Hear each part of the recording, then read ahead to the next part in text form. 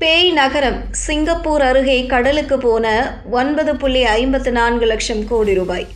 எல்லாமே சுத்த வேஸ்ட். பேய் நகரம் சிங்கப்பூர் அருகே கடலுக்கு போன 9.54 லட்சம் கோடி ரூபாய். எல்லாமே சுத்த வேஸ்ட்.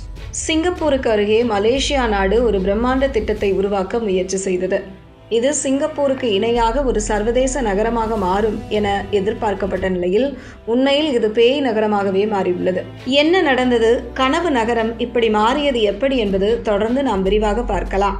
கடலுக்கு நடுவே ஒரு நகரத்தை உருவாக்க வேண்டும் என்ற பிரம்மாண்ட கனவுடன் தொடங்கப்பட்ட மலேசியாவின் ஃபாரஸ்ட் சிட்டி தற்போது எதிர்பாராத காரணத்துக்காக சர்வதேச கவனத்தை ஈர்த்துள்ளது. சுமார் $100 பில்லியன் மதிப்பில் உருவாக்கப்பட்ட இந்த நகரில் ஆடம்பர வீடுகள், அலுவலகங்கள், பள்ளிகள், வணிக வளாகங்கள் என அனைத்தையும் அமைக்க திட்டமிடப்பட்டது. ஆனால் எதிர்பார்த்த அளவுக்கு மக்கள் குடியேறாததால் இன்று அது வெறிச்சோடி காணப்படுகின்றன. கிட்டத்தட்ட பேய் நகரம் போல மாறிவிட்டதாம். அதாவது மக்கள் யாருமே வராததால் ஆள் நடமாட்டம் இல்லாமல் இருக்கிறது. மேலும் காலியாக கிடக்கும் அடுக்குமாடி குடியிருப்புகள் மற்றும் கட்டிடங்களை மோசடி கும்பல்கள் தங்களது நடவடிக்கைகளுக்கு பயன்படுத்தி வந்தது மலேசிய போலீஸ் நடத்திய சோதனையில் தெரியவந்துள்ளது. கடந்த ஜூலை மாதம் இந்த ஃபாரஸ்ட் சிட்டியில் செயல்பட்டு வந்த 2 மோசடி கும்பல்களை குறிவைத்து மலேசிய போலீசார் அதிரடி சோதனை நடத்தினர். மொத்தம் 32 இடங்களில் நடைபெற்ற சோதனையில் 335 பேர் கைது செய்யப்பட்டனர். இந்த கும்பல் கிரிப்டோ கரன்சி தொடர்பான முதலீட்டு மோசடி உள்ளிட்ட பல்வேறு மோசடிகளில் ஈடுபட்டதாக போலீசார் சந்தேகிக்கின்றனர். வெளிநாடுகளில் உள்ளவர்களை குறிவைத்து இந்த மோசடிகள் நடத்தப்பட்டதாக கூறப்படுகிறது. எதிர்கால நகரமாக உருவாக்கப்பட்ட ஃபாரஸ்ட் சிட்டி மோசடி நகரமாக மாறியுள்ளது. இந்த பிரம்மாண்ட ஃபாரஸ்ட் சிட்டி திட்டம் 2006ஆம் ஆண்டு அறிவிக்கப்பட்டு 2016இல் அதிகாரப்பூர்வமாக தொடங்கப்பட்டது. சீனாவின் மிகப்பெரிய ரியல் எஸ்டேட் நிறுவனங்களில் ஒன்றான கண்டரி கார்டன் மற்றும் மாகாண அரசு இணைந்து இந்த திட்டத்தை உருவாக்கின. சிங்கப்பூருக்கு அருகில் கடலில் இருந்து நிலத்தை மீட்டு உருவாக்கப்பட்ட இந்த நகரம் பசுமையான ஸ்மார்ட் சிட்டியாக வடிவமைக்கப்பட்டது. 2035ஆம் ஆண்டிற்குள் சுமார் 7 லட்சம் மக்கள் வசிக்கும் நகரமாக ஃபாரஸ்ட் சிட்டி மாறும் என்று எதிர்பார்க்கப்பட்டது. ஆனால் அந்த இலக்கின் அருகே கூட நெருங்கக்கூட முடியவில்லை. மொத்தம் 4 தீவுகளை கட்டி முடிக்க திட்டமிட்டனர். அதில் இப்போது ஒரு தீவு மட்டுமே முழுமையாக உருவாக்கப்பட்டுள்ளது.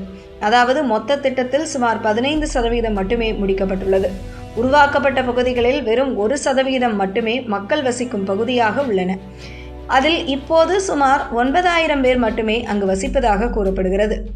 பிரம்மாண்ட கனவுகளுடன் ஆரம்பிக்கப்பட்ட ஃபாரஸ்ட் சிட்டி தோல்விக்கு பல்வேறு காரணங்கள் உள்ளன.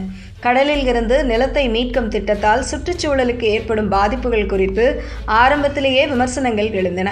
மேலும் இந்த திட்டத்தில் வீடு அல்லது சொத்து வாங்கும் பெரும்பாலான நபர்கள் சீனாவை சேர்ந்தவர்களாகவே இருப்பார்கள் என்றும் உள்ளூர் மக்களுக்கு லாபமில்லை என விமர்சனங்கள் எழுந்தன. அதன் பின்னர் கொரோனா பெருந்தொற்று மற்றும் கடுமையான நிதி நெருக்கடி ஆகியவை திட்டத்திற்கு மேலும் பின்னடைவை ஏற்படுத்தின. எனினும் இந்த ஃபாரஸ்ட் சிட்டியை மலேசிய அரசு கைவிடவில்லை. பிரதமர் அன்வர் இப்ராஹிம் தலைமையிலான அரசு இந்த நகருக்கு மீண்டும் முதலீடுகளை ஈர்க்க முயற்சி செய்து வருகிறது. மலேசியா சிங்கப்பூர் போக்குவரத்து இணைப்புகளை மேம்படுத்துவது, ஃபாரஸ்ட் சிட்டியை கடந்து செல்லும் வகையில் போக்குவரத்து திட்டங்களை உருவாக்குவது உள்ளிட்ட நடவடிக்கைகள் பரிசீலிக்கப்பட்டு வருகின்றன. 2024இல் ஃபாரஸ்ட் சிட்டியை வரியில்லா தீவாக அறிவிக்கும் சட்டத்தையும் மலேசிய நாடாளுமன்றம் நிறைவேற்றியது. மக்களை இந்த நகருக்கு அழைத்து வர இதுபோன்ற திட்டங்களை அறிவித்து வருகிறார்கள். இருப்பினும் அது வெற்றி பெறுமா என்பதை நாம் பொறுத்திருந்தே பார்க்க வேண்டும்.